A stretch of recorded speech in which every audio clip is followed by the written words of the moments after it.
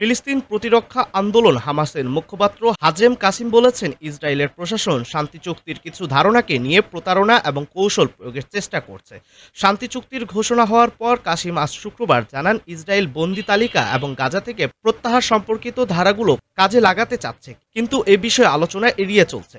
তিনি উল্লেখ করেছেন, মূল বিষয় হলো বন্দীদের বিনিময়ের জন্য মাঠে উপযুক্ত পরিস্থিতি তৈরি করা। কাসিম বলেন, শান্তি চুক্তি মানে ফিলিস্তিনি জনগণের বিরুদ্ধে নিষ্ঠুর যুদ্ধে অবসান। একদিকে হামাস সকালে এক সরকারি বিবৃতিতে জানিয়েছে, মিশরীয় শহর শার্ম এল শেখে আলোচনার মাধ্যমে শান্তি চুক্তিতে পৌঁছানো হয়েছে।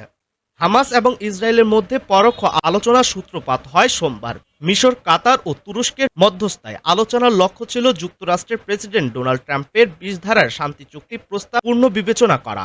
শান্তি চুক্তির ঘোষণার পর স্থানীয় সময় দুপুরে আরব ও ইসরায়েলি সংবাদ মাধ্যম জানিয়েছে যে শান্তি চুক্তির প্রথম ধাপ কার্যকর হতে শুরু করেছে। একই সঙ্গে ইসরায়েলি মন্ত্রিসভা এটি অনুমোদনও হয়েছে।